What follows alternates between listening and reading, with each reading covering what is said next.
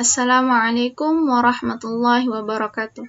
Alhamdulillahirabbil alamin wassalatu wassalamu ala asrafil anbiya'i wal mursalin wa ala alihi wa sahbihi ajma'in. Segala puji syukur kepada Tuhan yang masih memberikan kesempatan kepada saya untuk membacakan materi ini. Berikut ini adalah tugas ujian tengah semester saya atas nama Miftahul Rizki Pulungan yang berasal dari kelas Ilmu Komputer 6. Dosen pengampu Ibu Junaida, MPD. Adapun judul materi yang akan saya bawakan adalah komunikasi lisan dan tulisan. Banyak hal yang harus kita ketahui tentang komunikasi. Berikut ini adalah pengertian komunikasi. Pengertian komunikasi adalah sebuah bagian penting yang tidak dapat dipisahkan dari kehidupan manusia sebagai makhluk sosial. Secara etimologi, komunikasi berasal dari kata Latin, communicare atau communis, yang berarti sama atau menjadi milik bersama. Nah, yang itu kan secara etimologi. Berikut ini secara istilah. Komunikasi diartikan sebagai proses penyampaian dan penerimaan pesan atau informasi di antara dua orang atau lebih dengan menggunakan simbol verbal dan non-verbal. Selain itu, komunikasi adalah suatu proses dengan mana informasi antar individual ditukarkan melalui sistem simbol, tanda, atau tingkah laku serta melibatkan pihak yang berkomunikasi. Informasi yang dikomunikasikan, alat komunikasi.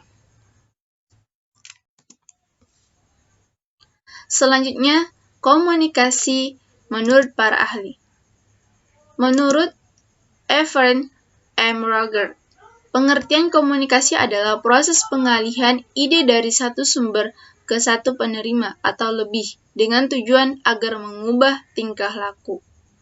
Dan menurut James A. F. Stoner, pengertian komunikasi adalah suatu proses pada seseorang yang berusaha untuk memberikan pengertian dan informasi dengan cara menyampaikan pesan kepada orang lain. Selanjutnya, kita akan membahas tentang fungsi komunikasi. Fungsi komunikasi ini dibagi menjadi beberapa bagian. Yang pertama, sebagai informasi. Fungsi komunikasi yang pertama sebagai informasi, di mana komunikasi menyajikan sebuah informasi yang dibutuhkan oleh setiap individu atau kelompok dalam mengambil sebuah keputusan serta meneruskan data untuk menilai beberapa pilihan sebelum akhirnya diputuskan. Fungsi yang kedua adalah fungsi kendali, yang berarti komunikasi tersebut berperan penting untuk mengontrol perilaku manusia, baik secara perorangan maupun kelompok, melalui beberapa cara yang wajib dipatuhi semua pihak. Fungsi yang ketiga, ini fungsi yang terakhir sebagai motivasi. Komunikasi juga memiliki fungsi sebagai motivasi, karena komunikasi dapat menjadi suatu motivasi melalui penjelasan yang dilakukan para motivator. Kemudian, komunikasi menurut penyampaiannya terbagi menjadi dua bagian. Yang pertama adalah komunikasi verbal, dan yang kedua adalah komunikasi non-verbal. Nah, yang pertama-tama kita bahas adalah komunikasi verbal. Komunikasi verbal. Komunikasi verbal adalah bentuk komunikasi yang menggunakan tulisan ataupun lisan. Bentuk komunikasi ini membutuhkan alat berupa bahasa yang outputnya berupa ucapan atau tulisan kata-kata. Kemudian komunikasi verbal juga dapat diartikan sebagai komunikasi yang menggunakan perangkat simbol dengan aturan untuk mengkombinasikan simbol-simbol tersebut yang digunakan dan dipahami suatu secara umum. Berikut ini beberapa fungsi-fungsi komunikasi verbal. Yang pertama adalah penamaan. Penamaan ini biasanya dibilang untuk memudahkan mengidentifikasi sebuah benda, objek, tindakan, ataupun orang. Yang kedua adalah jalur interaksi dan transmisi informasi. Sebagai alat untuk bertukar ide, komunikasi verbal lebih mudah digunakan. Yang ketiga, menonjolkan artikulasi dan intonasi. Komunikasi verbal cukup unik karena dalam ungkapan-ungkapan menggunakan bahasa. Perbedaan artikulasi dapat menghasilkan arti yang berbeda. Yang keempat adalah alat sosialisasi yang efektif.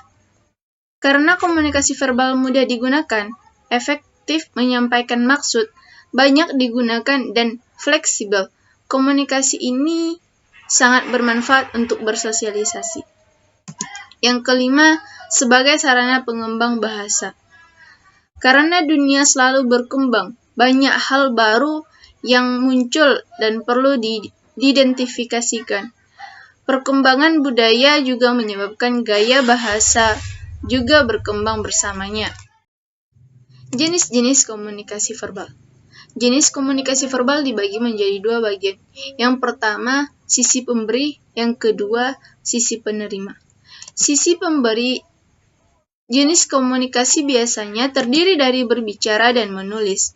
Sebagai sisi yang menyampaikan ide, maksud, dan informasi, hal ini juga bisa disebut sebagai komunikasi aktif. Adapun sisi penerima, jenis komunikasi ini biasanya terdiri dari mendengar dan membaca. Sebagai sisi yang menyerap ide, maksud, dan informasi dari pihak lain, hal ini bisa disebut sebagai komunikasi pasif. Nah, untuk contoh dari komunikasi verbal, kita tinggal bayangkan semua bentuk komunikasi yang menggunakan bahasa di dalamnya, baik itu tulisan maupun lisan. Hal ini ada banyak, jadi berikut adalah sebagian contohnya. Contoh komunikasi verbal adalah chattingan dengan menggunakan smartphone, pidato, rapat dan diskusi, berinteraksi tertulis lewat sosial media, guru mengajar di kelas, membaca novel, menulis surat. Dan masih banyak lagi contohnya, tapi kuncinya kita cukup membayangkan seseorang menggunakan bahasa sebagai sarana komunikasi. Selanjutnya, komunikasi nonverbal. Komunikasi nonverbal adalah komunikasi yang menggunakan pesan nonverbal.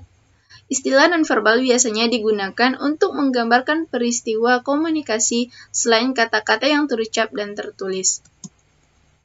Secara teoritis, komunikasi verbal dan komunikasi nonverbal dapat dipisahkan. Namun, dalam kenyataannya, kedua jenis komunikasi ini saling menjalin, saling melengkapi dalam komunikasi yang dilakukan sehari-hari. Berikut ini fungsi komunikasi nonverbal. Yang pertama adalah repetisi.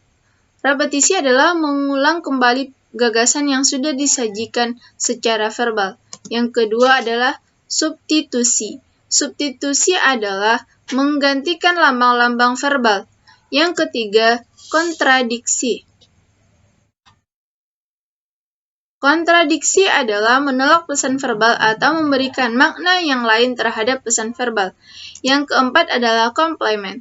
Komplement, yang dimaksud dengan komplement yaitu melengkapi atau memperkaya makna pesan nonverbal. Yang kelima adalah aksentuasi, yaitu menegaskan pesan verbal atau menggarisbawahinya. Selanjutnya adalah komunikasi nonverbal. Komunikasi nonverbal adalah komunikasi yang menggunakan pesan nonverbal. Istilah nonverbal biasanya digunakan untuk menggambarkan peristiwa komunikasi selain kata-kata yang terucap dan tertulis. Secara teoritis, komunikasi verbal dan komunikasi nonverbal dapat dipisahkan. Namun, dalam kenyataannya, kedua jenis komunikasi ini saling menjalin, saling melengkapi dalam komunikasi yang dilakukan sehari-hari. Selanjutnya adalah proses komunikasi. Proses komunikasi ini dibagi menjadi dua, yaitu secara primer dan sekunder. Proses komunikasi secara primer adalah proses penyampaian pikiran dan perasaan seseorang kepada orang lain dengan menggunakan lambang atau simbol sebagai media. Sedangkan proses komunikasi secara sekunder adalah proses penyampaian pesan oleh seseorang kepada orang lain dengan menggunakan alat atau sarana sebagai media kedua setelah memakai lambang sebagai media pertama. Selanjutnya, unsur-unsur proses komunikasi. Setelah memahami mengenai definisi komunikasi berdasarkan para ahli, Anda juga harus mengetahui beberapa unsur proses komunikasi yang tidak dapat diabaikan oleh komunikator. Unsur-unsur tersebut adalah sebagai berikut. Yang pertama adalah sender. Yang dimaksud dengan sender adalah si penyampai pesan atau komunikator. Di sini, sender adalah sebagai orang yang berinisiatif dalam menyampaikan informasi atau gagasan. Yang kedua adalah encoding. Encoding adalah proses transmisi atau transfer informasi dari seseorang kepada orang lain. Umumnya, encoding menggunakan simbol sebagai media. Yang ketiga adalah message. Message adalah pesan yang diwujudkan dalam simbol yang bermakna penyampaian dari pesan inilah yang menjadi alasan utama terjadinya komunikasi. Selanjutnya adalah media. Media disebut juga saluran komunikator yang digunakan sebagai alat untuk menyampaikan informasi agar diterima oleh komunikan. Yang kelima adalah decoding. Decoding adalah proses di mana komunikan akan menerjemahkan pesan melalui lambang yang disampaikan oleh komunikator kepadanya. Selanjutnya adalah receiver. Receiver adalah orang atau komunikan yang menerima pesan. Yang ketujuh adalah response. Respons adalah tanggapan atau reaksi komunikan yang ditunjukkan terhadap informasi yang diberikan oleh komunikator setelah pesan tersebut diterima. Yang kedelapan adalah feedback. Feedback atau umpan balik adalah wujud dari reaksi komunikan terhadap pesan yang disampaikan. Reaksi ini ditunjukkan dengan cara memberikan kritik, saran, dan lain sebagainya. Dan yang terakhir adalah noise. Noise merupakan gangguan tidak terencana yang sering terjadi dalam proses komunikasi. Noise ini bisa membuat misunderstanding akibat perbedaan pemahaman antara komunikator dengan komunikan tentang informasi yang disampaikan. Cukup sekian materi yang dapat saya sampaikan. Semoga bermanfaat untuk kita semua. Jika ada kesalahan dalam penyampaian saya, mohon dimaafkan. Wabillahi taufiq wal hidayah. Assalamualaikum warahmatullahi wabarakatuh.